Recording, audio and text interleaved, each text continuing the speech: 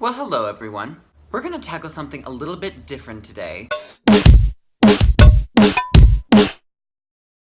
So I do my movie reviews, I do vlogs and various other videos, but I've never really tackled issues or discussion topics specifically related to being a gay man in the community. So I thought, why not take some time to talk about some of these things that we deal with as gay men in this community. Some of them fun, some of them not so fun, some of them just plain messy, and some of them you're like, what, why? Like, fuck, why?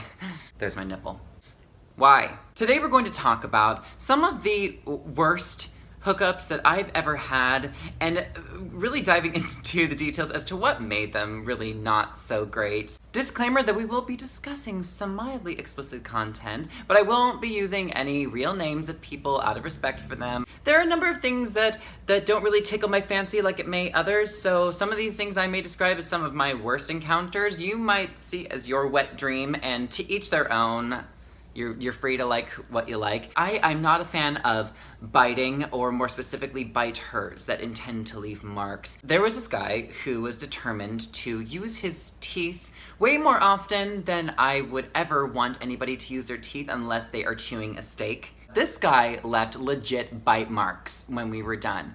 I even told him, like halfway through, okay, ease up. And he did ease up for 4 seconds. There were moments I was thinking, oh my God, are you going to draw blood? What, am I in bed with Hannibal Lecter right now? It was such a boner killer, to say the least, and I'm definitely not a fan of that. And to piggyback off of that, I really urge men to be mindful of the amount of teeth that you use when giving a certain job to somebody, and that job revolves your mouth around a penis. Tongue is fine. Put those teeth away, like you piranha.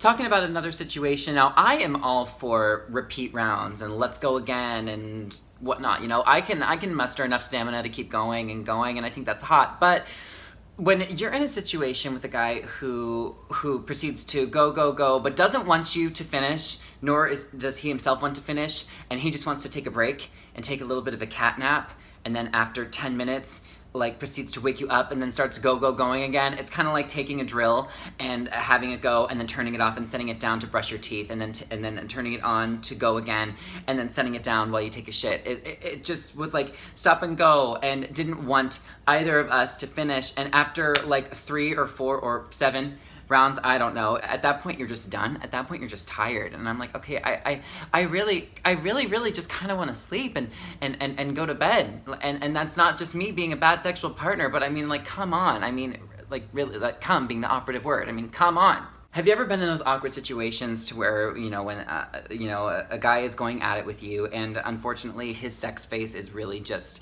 oh God, it's so unfortunate. It's kind of comparable to the face that you would imagine someone making when hauling a couch up 3 flights of stairs to another level, and you can imagine the exhaustion and the face that they're making. They're not looking sexy whatsoever. Picture that kind of face, and that would kind of happen way more often, and you kind of feel bad because you kind of just want to look away from them. And then there's those fun situations where a guy, after maybe 2 or 3 sexual encounters within a short window of time, not too long, we're not talking months or years, but like a week, and after the 3rd time, it's during like the final thrust, I'm falling in love with you.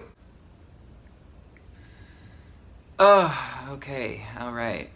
So my pants you threw them over there. Never let the first time you say I love you to someone be during sex, because oftentimes we're all very guilty of saying things and hollering things and yelling things that we may not be really putting a whole lot of thought into, because there's penetration, there's sweat, there's naked bodies. What the hell do I say? But if there's one that takes the cake over all of my unfortunate sexual encounters, I go back to that saying how 2 bottoms really don't make a top. Or in this case, 2 bottoms result in a dildo. He went on this power trip of, using dominating terms towards me. And then it didn't help that he whipped out a popper to stimulate himself every 2 minutes, in which case I did not partake. But then when I thought he was doing something else down under to me and turned around and found that it was actually a dildo, I was very caught off guard. The situation escalated a lot faster than you can say Dracarys in my ass. It was kind of just one bad thing after another, and it's like he couldn't make up his mind as to what kind of sexual partner to be or what sexual experience to make for us until it just kept going down and down and down, and not in a good way. The thing to come back to is that everybody has their preferences and everybody has those things that they like. You learn, and you learn the hard way and sometimes flaccid way. That's just gay hookups for you. I'm happy to say that the good experiences I've had definitely outweigh the bad, but the bad definitely do leave a pretty big impression, and they make for some very fun stories to tell. Yeah, interesting stories. This will be the first of many gay-centric topics I intend to discuss and dabble into, and I hope you get a kick out of it. And until next time, I'm Ryan Boehme signing off. Bye, everyone.